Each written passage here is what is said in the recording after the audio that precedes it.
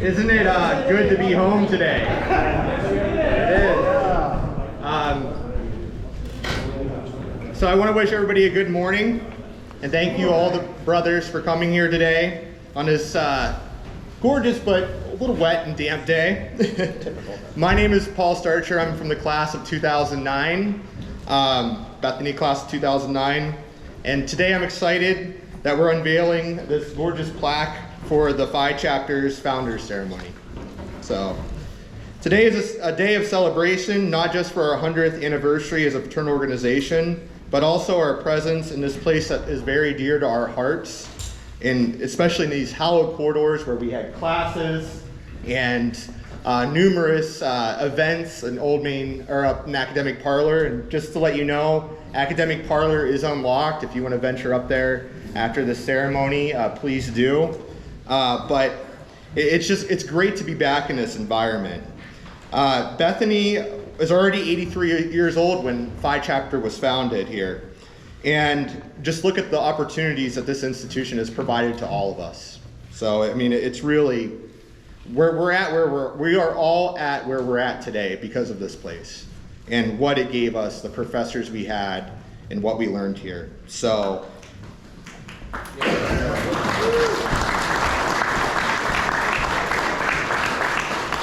So we hope that you take away from today's ceremonies a sense of gratitude for all those that have came before us and the ever-present role Bethany plays in our lives as the oldest degree-granting institution of higher learning in West Virginia. So today we have the pleasure of having Dr. Creedy here. So I'm going to introduce him. We are very fortunate that he is here with us today. He has graciously offered to bring remarks on behalf of the college. Dr. Creedy became Bethany's interim president on January 1st of 2022. He was the founder and president of Terra Firma Consulting Services in Columbus, a full-service firm specializing in faith-based higher education management, strategic planning, academic planning, and institutional renewal and turnaround. He and his company have been working with Bethany's trustees and staff since May of 2021. Dr. Creedy has more than 20 years of higher education experience, including having served as Vice President of Student Development and Dean of Retention at Ohio Dominican University. He is also Assistant Vice President and Dean of Students at St. Vincent College and an adjunct professor in higher education at Geneva College. But I want to thank President Creedy for being here today, and I'll let him give the free. Thank you very much. Thank you.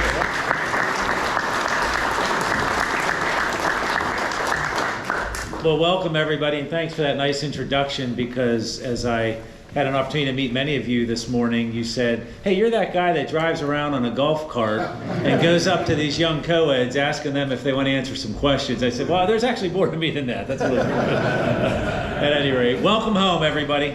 Welcome home. It is it's an absolute blessing and privilege to have the honor to stand with you today on this most historic day. And honestly, before I get into my formal remarks, I just wanted to make a couple informal comments. First and foremost, and I got to be honest, as I look around this room, the number of generations that are represented in this room, it's overwhelming, to be honest with you. Many of you probably take it for granted, as I do on a daily basis, but 183-year history, 100-year anniversary, and to see generations that span most of that represented in this room is frankly incredibly humbling and a powerful moment. In a special way, I want to acknowledge Kenneth Lawrence, who's with us, class of 1949.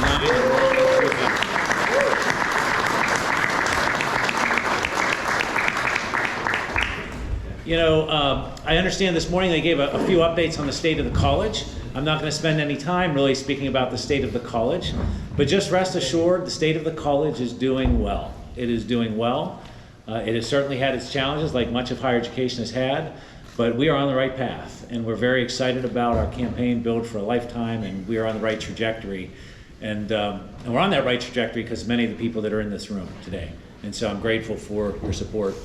I had the opportunity to be herald from the Pittsburgh area, and in my upbringing, everybody in here still knows who Mr. Rogers is, right? Yeah. So Mr. Rogers was a friend of St. Vincent College where I attended. And one of the things Mr. Rogers often would do anytime I would have an opportunity to meet him was he'd always take a moment to have us stop and reflect. We don't take much time in this world to just stop and reflect and have a moment of silence, to think about those who have allowed us to get to where we are and to be who we are. And I think the older we all get, we know that time is the true commodity, right? We, as young people, we chase money, we chase fame, we chase lots of things, but it's really about time and relationships. And as an indication of how much this institution has meant to you and how much Phi Tau has meant to you, you have invested time to journey here today. And so clearly it has substantially impacted your life. So I just want for a moment to take just 10 seconds to pause, have a 10 seconds of silence for you to reflect on that person or that individual who encouraged you to come to Bethany College, or that individual who encouraged you to join Phi Tau, because it clearly has left an indelible mark on the person that you are and the contribution you've made to society. I'll keep the time.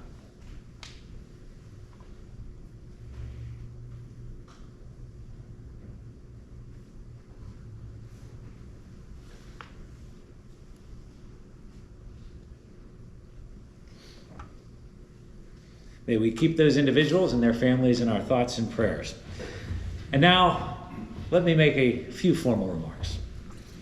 Ladies and gentlemen, brothers, over a century ago in a quiet corner of Bethany College, 17 men came together to form the Rechabite Club, seeking fellowship and moral teaching and standing, and taking their inspiration from a biblical reference from the 35th chapter of the book of Jeremiah. Your motto, manhood demands purity, spoke volumes about their ethos and your ethos, setting the foundation for what was to become the Phi chapter of Phi Kappa in 1923. This marked your humble beginnings as the 21st chapter of Phi Tau and the first chapter here in the state of West Virginia. Your journey, as you know, has not been without trials. The Great Depression of the 1930s hit you hard. The fraternity house burned down and membership dwindled to just a couple of members, but you emerged from the ashes. The perseverance of the Phi chapter is a testament to the strength of your brotherhood. The post-war boom saw an influx of Phi Taus. As I was reminded, at one point, what was the number, 55? 91. 55 brothers, I think you joined? Oh, yeah, you had over 50. In the 50s. That's because the war was over. All the guys came back for the GI. You adapted, you grew, you excelled, making your mark, at that time, as the jocks on campus. You weathered social changes in the 1960s and the 1970s with a reputation for sports prowess and unforgettable social events, even as your house on Old Parkinson Hill was condemned in 1966. Some of you have something to do with that? From the 1980s to now, you've continued to evolve. You moved to a new house atop the new Parkinson Hill, established the Harvard Red and Old Gold Club, and embraced diversity, becoming a leader in Greek life on campus. Your strong alumni network and active resident and graduate councils ensure your ongoing success. You know, as we stand here on this historic and memorable day, October 28th, 2023, you all have so many substantial reasons to be proud and confident about the vitality of the chapter. Allow me just for a moment to name three. First, under the thoughtful and steadfast leadership of your current chapter president, Christian Fenari, you celebrate welcoming your 1,000th member of Phi chapter. And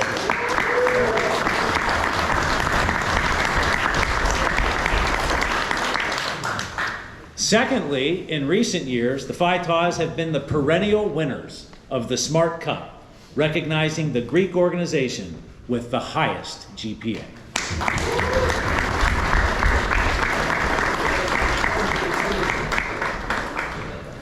A few of you saying, how did that happen? Is that what I heard? You always have. There you go. Thank you. I stand corrected. And thirdly, and perhaps most importantly at this moment in our history, the leadership and trajectory of Bethany College today, at this most critical time, depends heavily on the wisdom, counsel, and fortitude of Phi Tau brothers who serve on our board of trustees in two of, frankly, the most critical roles. That including Craig Williams. Craig, where are you at? Craig's in the back here. As chair of our Academic Affairs Committee, and Ken Beto, chairman of the board.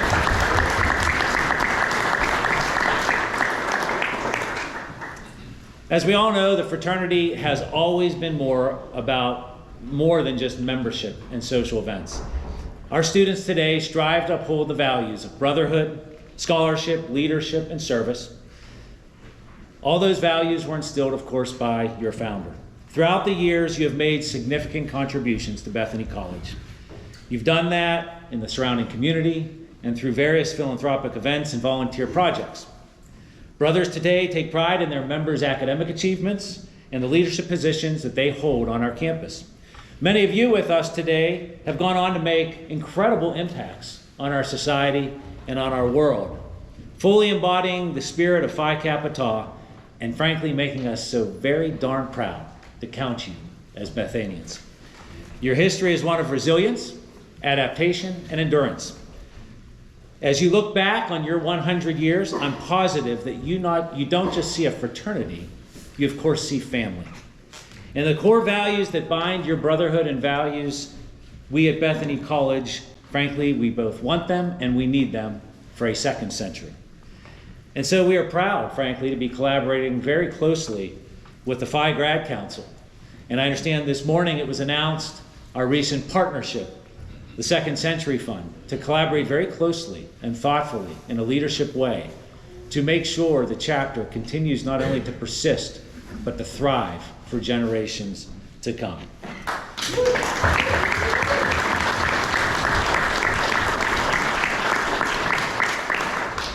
So in closing, on behalf of our entire community, our students, our staff, our faculty, and all of our alumni, we celebrate and congratulate the past 100 years of Phi Kappa Tau. We are so grateful to stand with you and to be present with you today. And we look forward to the future because we know the best is yet to come. Thanks again.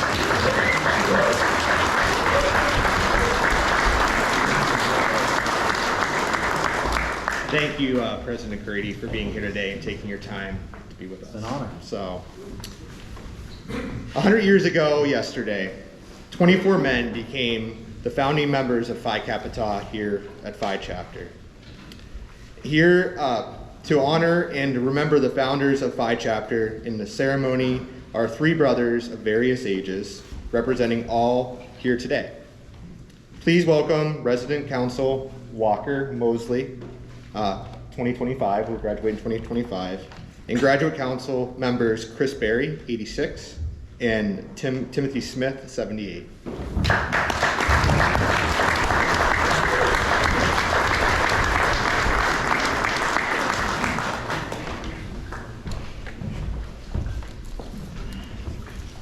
Phi Kappa Tau. Three Greek letters which together symbolize the fraternal bond that draws us here today. In ages past and ages present, we return to our alma mater, drawing strength from our ties to Bethany College, recalling the experiences that shaped us in our formative years. And to renew our commitment to the ideals of brotherhood and to the men we have shared this bond. The existence of Phi Kappa Tau as a great national fraternity is due to the existence of four young students at Miami University of Ohio. Their names are familiar to us: Taylor Bordell, Clinton Boyd, Dwight Douglas, and William Scheidler. More than 100 years ago, these men and those others who added and inspired them by the ideals of brotherhood conceived and established the order which is today the Phi Kappa Tau fraternity. Indeed, the bonds of brotherhood have survived depression, war, great national upheaval, and uncertainty within our own campus and chapter. It is a great testament that so many of us gather today to celebrate the bond of brothers past and present. brothers now and ever. The occasion which we commemorate today is the anniversary of the founding of Phi Chapter of Phi Kappa Tau on October 27th, 1923, 100 years ago. It was on this date that a team of national fraternity officers, including honored national founder William Scheidler, arrived in this little village and initiated into brotherhood 24 men, Bethany men, who were members of the local Rechabite fraternity. Together, they became the 21st chapter of Phi Kappa Tau. Today, we know these men, 12 students and 12 alumni, as Phi Chapter's honored founders. We hold them up for ideals that they place before themselves and the Bethany community.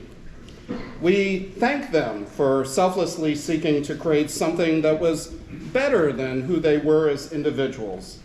We are grateful for having experienced the fruits of their efforts as links in the unbroken chain of brotherhood.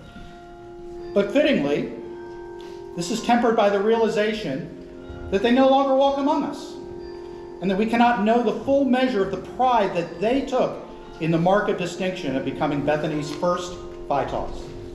While the spirit of our bond with them is timeless, their time on this earth, as with all our departed brothers, has ended.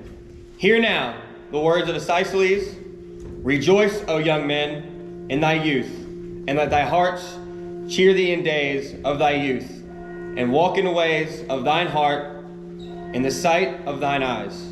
But now, that for all these things your time here is but short. All men goeth to their long home. The silver cord is loosed. The golden bowl is broken. The pitcher is broken at the fountain, and the wheel is broken at the cistern. The spirit returneth unto God who gave it." As we read each founder's name, we've placed in front of us here at this gathering red carnations, symbols of our fraternity and symbols of the charm and the fragrance of each brother's life. It's symbolic of our fondest hope that the flowers of life shall bloom again in that eternal spring. H.D. Blair, John Blair, Randall Buchanan, Charles Clark, Ronald Crawford, George Darcy, and George Dawson. Alan DeWitt, Frank Donaldson, Lawrence Patterson, Frank Dornbush, Gomer Evans, Carl Francis, William Harsh, Harry Hess, and Everett Howell. Howard Houston, William McKinney, Lawrence Patterson, Horatio Pease, Joseph Reeves, Elton Schwinger, Hollis Turley, William Turnbull, and Albert Wilson. We offer a final carnation for those brothers who have departed this earth since last we gathered to commemorate our founding. We mourn the breaking of these earthly ties and loss of companionship of our friends. May their example and memory be ever in our hearts. I am the resurrection and the life. He that believeth in me, though he were dead, yet shall he live. And whoever liveth and believeth in me shall never die. Amen. Since that autumn day 100 years ago, the growth of Phi Chapter has been steady. Its ideals have been true and appealing. Hundreds of Bethany College students have embraced its teaching in their development as men. The living laboratory that was the house where we lived became a home of our heart, the problem-solving of day-to-day life, tolerating and even embracing the difference, and our growth as leaders amongst brothers on this campus. All of these taught us valuable lessons that we carry with us into our lives today. The oath of brotherhood that we assumed has bloomed fully into the lifelong relationships that we see before us. Commitments to each other that stand the test of time and circumstances. Friendship that allows us to ever retain the spirit of youth. And brotherhood that lasts until the day we die. Today, the star of Phi Kappa Tau shines brightly on this campus.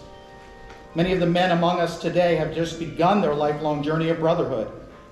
The current chapter truly is a testament to the honor and the credit that they bring to not only themselves, but to the larger Bethany community and to the generations of brothers that stand and sit among us today, as well as those who join us in spirit. This unquenchable desire for the development of character, for truer manhood, and nobler life looms large in our lives as we follow the brightening star towards an ever-widening horizon of achievement. While we may not have completely understood these ideals as undergraduates, their meaning grows more rich and compelling with the passing of time. The future of the Brotherhood of Phi Chapter of Phi Kappa Tau can have no limitations except that of the measure of our loyalty to its ideals and to the fidelity of its principles. We have become united as brothers at the call of Phi, Kappa, and Tau. And to those whom we shall ever revere as honored founders of Phi Chapter, we offer a debt of gratitude. Indeed, while they may have entered the hallowed halls of Bethany College as good men, our experiences as members of Phi Kappa Tau have certainly made us all better. Brothers, please join us in reaffirming our brotherly ties as we recite the creed of Phi Kappa Tau. It is printed in the back of your bulletin. Phi Kappa Tau, by admitting me to membership, has conferred upon me a mark of distinction in which I take just pride. I believe in the spirit of brotherhood for which it stands. I shall strive to attain its ideals, and by so doing to bring to it honor and credit. I shall be loyal to my college and my chapter, and shall keep strong my ties to them, that I may ever retain the spirit of youth. I shall be a good and loyal citizen. I shall try always to discharge the obligations to others which rise from the fact that I am an eternity man. Thank you.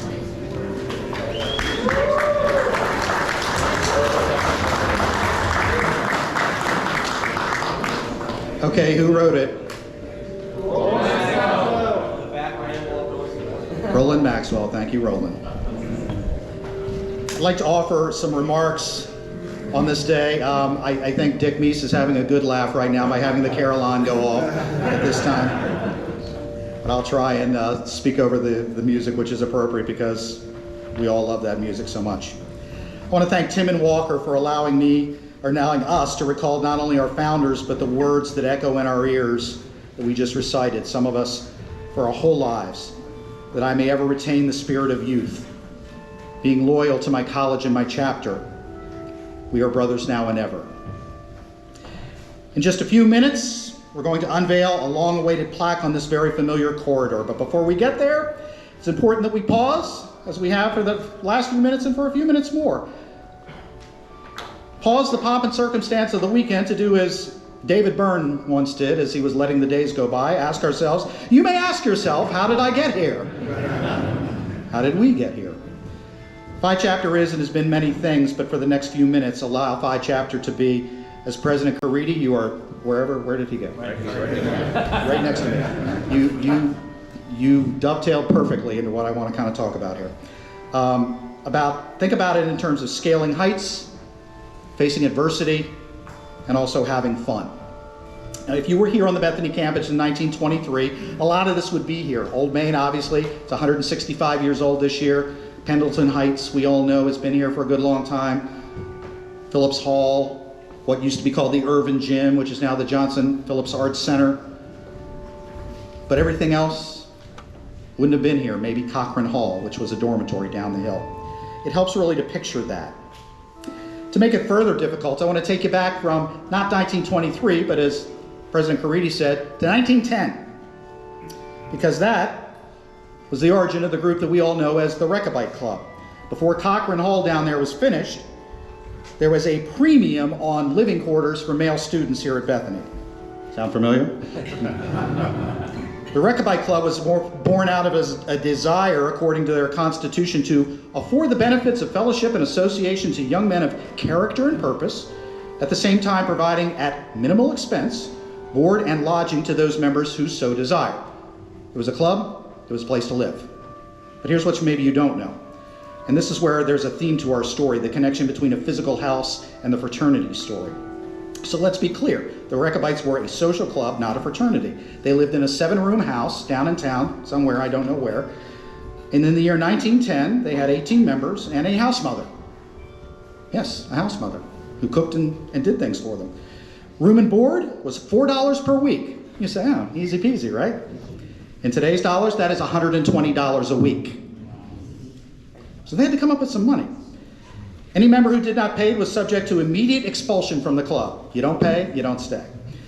Their motto was, as the president just said a minute ago, what was it? Manhood demands purity.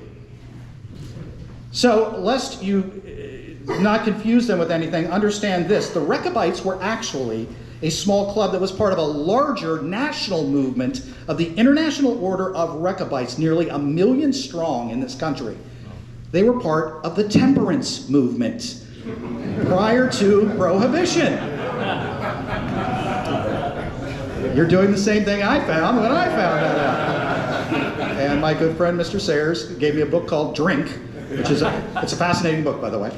And it talked about groups like the Rechabites during the temperance movement. Now, ask yourself a question. How many of us would have been a member in good standing of this club?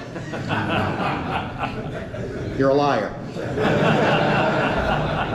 More importantly, let me ask you, how many of you would want to be a member of this club in the first place? Maybe, maybe not. So right about now, you've got an image of a group of men who with starched collars seeking to become ministers, puritanical in nature, who ran a very tight ship and everything by the book. They were scaling new heights, right? Wrong. Here's the rest of the story. Thankfully for us, they left a record, and their minutes of their chapter meetings are hysterical because their bi-weekly meetings provide us a pretty animated picture of who they were, and they were no different than we are 50, 75, 100 years later. They were very high-minded in their ideals, but they were young men figuring it out. They were tolerating bad behavior in their friends.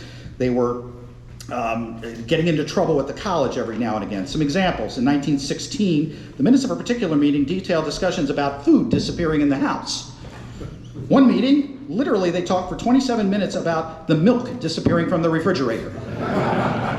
Now, I've never lived in a Phi Kappa house where food disappeared. I don't know about you. But no. Another time in 1918, there was an accusation made about broken furniture after one particular boisterous party. Nothing ever got broken in the house I lived in. No. No one wanted to claim responsibility. Thinking quickly on his feet, the president of the club at the time, Gil Brigard, threatened to assess every member a breakage fee of $8. Do some quick math. $240 in today's money. So at that point, the guilty party stepped forward, or was maybe pushed forward, and paid for the furniture. Gil was a pretty smart guy. Somehow he liked us, and he learned to manage his finances. They had difficulty meeting without rancor. They didn't have a quorum a lot of the time, and they didn't make particularly good decisions. One of the people that they didn't accept because he had questionable action and judgment was never allowed to become a Rechabite. His name? R. Richard Renner. Yes, that Richard Renner who left $1 bazillion to Bethany College to build Renner Union. Think about how things might have been different then. But the Rechabites struggled mightily, and at one point in 1918, there was a question about whether at the conclusion of World War I, should we have a banquet? They talked about it, and they said, sure, let's have a banquet. Others said, no, let's be fiscally responsible. And they needed to think about the fact that the president of the college at the time, President Cramblett, was holding a note against the house. A pretty substantial fiscal note. So the following week, they re-voted to go ahead with the celebration, but to hold it down to a less costly and formal banquet. They were celebrating the end of the Great War. Well, a few days later, President Cramblett paid a personal call on the club members, and he threatened to foreclose on the house unless the debt was paid. Cooler heads prevailed, and they paid the debt, and they didn't have the party. So, some of us have had the same issues. Do we send in the required due to national headquarters, or do we buy a butchered pig for our luau? Do we send in the money for our last composite photo, or do we put down a deposit for the spring weekend getaway? We learned, just as the Rechabites did, about the consequences of financial choices. But by the late 19-teens, And into 1922, their ranks were being picked off. Literally, the other three fraternities on campus were just taking them away. They'd even become a local fraternity. And they decided it was better to, if they couldn't beat them, they were going to join them. So in 1922, you know what happened. The Rechabites assessed every one of their 14 members. Get this, I'm talking a lot about money, but this is the level of commitment we're talking about here. They assessed all 14 of their members $15, $275 in today's money, so that they could send a delegation to a national fraternity conference to present their credentials and try and become a national fraternity. So they did that. And they went to this national convention in Philadelphia, and they made the petition, and they were turned down by, wait for it, Delta Tau Delta, which had been founded on our campus. They didn't want our guys to be Deltas. Thankfully, a year later, Phi Kappa Tau ultimately said yes, but not before. This is interesting. Ohio State and Ohio University didn't want us. They blackballed us. But who made the difference? A brand new chapter that just celebrated its own 100th anniversary. Nebraska Wesleyan came to the rescue, convinced everybody else to allow us to become Phi Taus. You know what happened 100 years ago yesterday. Our first 5 founding members, I need to say this because it's important to speak people's names. If you don't speak their names, they're forgotten. So here are these names. Carl Francis, Frank Donaldson, W.K. McKinley, Albert Wilson, and Phi's first president, William Turnbull. You heard that honored founder Scheidler came, Grand Secretary R.K. Bowers. 24 men were initiated, including, they initiated alums. 11 Rechabite alums came and were initiated. It was a really cool thing. The brothers, follow this, bribed the town of Bethany to keep the electricity on because it went off at a certain time every night. So they bribed someone in the town $1. It still does, right. They bribed the town $1 an hour to keep the electricity on, and then they sang through the night. They serenaded all the sororities, and by at daybreak, one professor in town noted, quote, "Thank goodness it's all over. The boys will settle down to work now." Phi chapter has always known how to have fun. But then, as President Caridi said, during the Depression, early in our history, things got bad. Things got bad because guys didn't have the ability to live in the house, to pay the room and the board, let alone chapter dues. So a lot of times they were allowed to live there without paying or giving something in kind.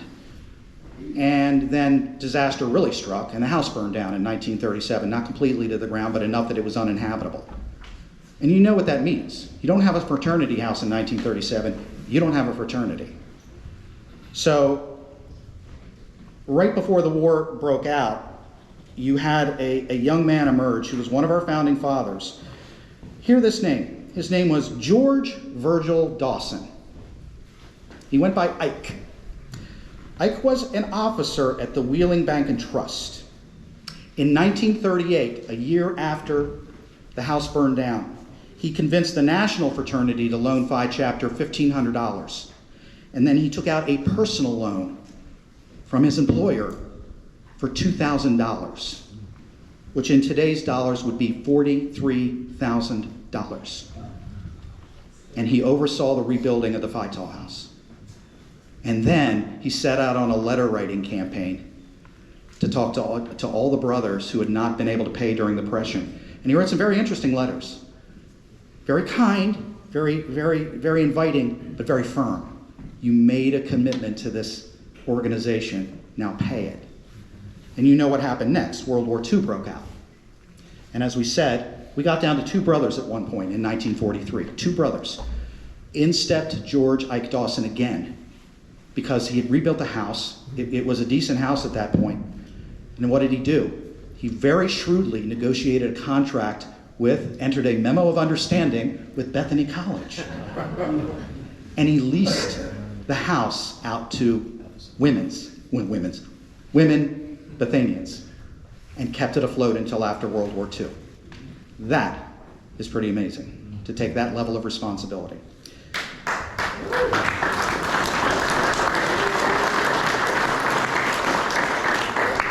I don't have any evidence, and I'd really like to know if his loan was ever paid back, but there's no doubt that Ike Dawson nearly single-handedly saved Phi Chapter. And while our house has not burned down in the 80 years since then, World War II played as much an effort in scaling heights and meeting adversity and having fun. The soldiers of the greatest generations we've learned came back, and Phi Tau engaged in a lot of boisterous hijinks. Right, Hook? Because you had guys in their late 20s and guys who were 18. An interesting mix. Yeah, but you couldn't get off the campus. But you couldn't get off the campus, so you made your own fun.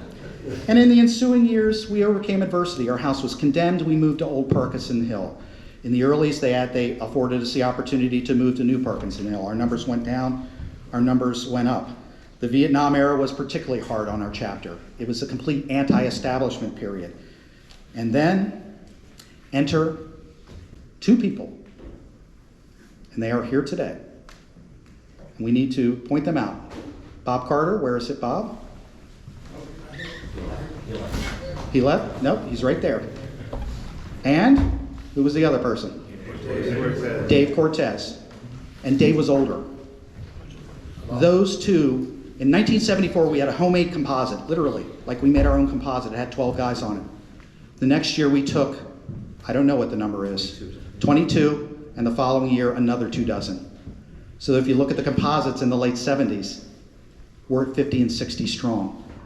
So the lesson there is things ebb and things flow, but with people like Dave and Bob, they make a difference.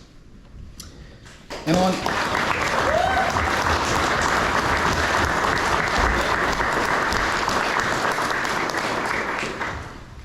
the 80s came, we reestablished the Phi Graduate Council, we have reestablished HROG, we've talked about that. We moved to a new house. Our numbers went down. We weren't the guys in the 80s and the 90s. We never won the Smart Cup, the Woolery Cup. But, so what did we do? Okay. No. My generation never won the Smart Cup. So what did they do? In the early 90s, they started recruiting better students. And then 25 years later, we continued to win the Smart Cup on a regular basis. Into the 2000s, when there was a challenge on campus and nationally with sexual harassment, Phi Brothers responded by creating Red Bison Week and began the long-standing tradition of hosting spaghetti dinners to raise money for the Serious Fun Phi Tau charity. A group of yes.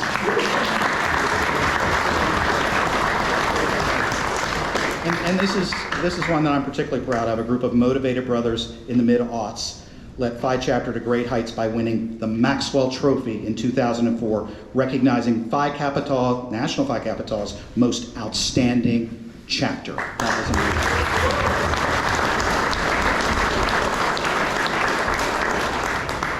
amazing. So before we unveil our plaque, let's not just leave on a note of heroics, because I've seemed to talk about heroics here. The continuous existence of Phi Chapter should never be just defined by the tales of scaling great heights or meeting adversity, which presents to us. You see, it's not just by accident that we've been the only continuously operating fraternity for 100 years. It's not dumb luck that Delp turned us down and Phi Tau said yes. It's not just courageous brothers like George Dawson, Bob Carter, or any of the people that I've named today. The Phi Brotherhood didn't survive world wars or housings burning down by happenstance. This is just the stuff that makes for good stories.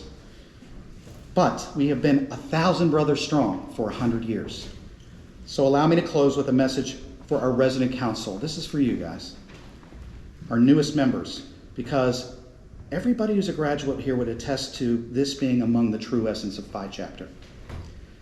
What practically every brother of Phi Kappa Tau has taken away from their 4-year association, or for many of us, a lifelong association, is not about the extraordinary. It's more the everyday lessons that still move us forward. It's being there for each other in the good moments and the challenging ones. It's holding each other accountable. It's resolving conflict that's sometimes small and sometimes tears at the chapter fabric. It's gradually learning to accept others' imperfections or differences. It's giving each other honesty when others around us won't give that. It's picking up and carrying a brother, sometimes literally, sometimes figuratively. It's not accepting mediocrity or less than we can be. It's discharging the obligation we have to others, which arises from the fact that we are fraternity men. And yes, having fun. The laughs stick with us for a lifetime. The comfort of brothers who know us better than anyone. And the great pleasure of doing what we're doing right now. These are the links that we forged with each other. 100 years, 1,000 brothers. This is the mark of distinction in which we take just pride. May these bonds continue to remain as strong and resolute as old Maine, forged link by link, brother by Phi chapter brother. Thank you.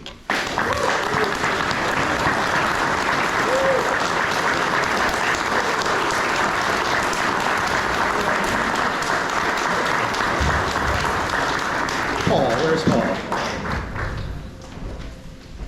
We're going to turn over. I think you got a little more here. Actually, no.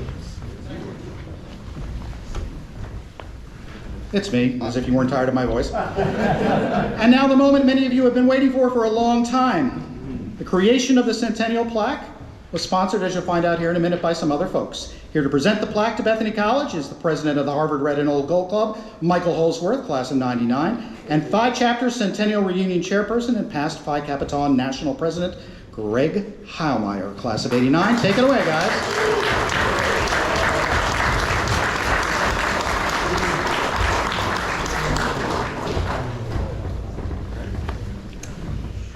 Brothers and honored guests, thank you for being with us here today on this special day. Today, we mark 100 years of Phi Chapter of Phi Kappa Tau here at Bethany College. It's a privilege to stand here before you and to dedicate our centennial plaque to Bethany College. Over our 100-year relationship, Bethany has educated and supported generations of Phi Kappa Taus, including the vast majority of the people in attendance here today. We do give our heartfelt thanks to Bethany for all it has given us throughout the last 100 years.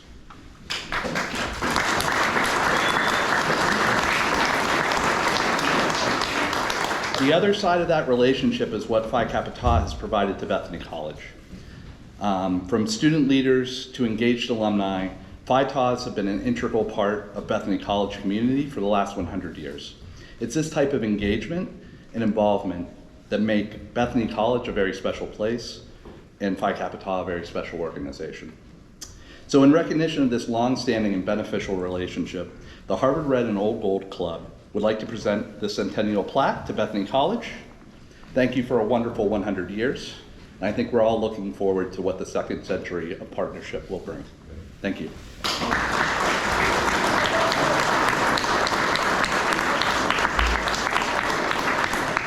Countdown. 5, 4, 3, 2, 1.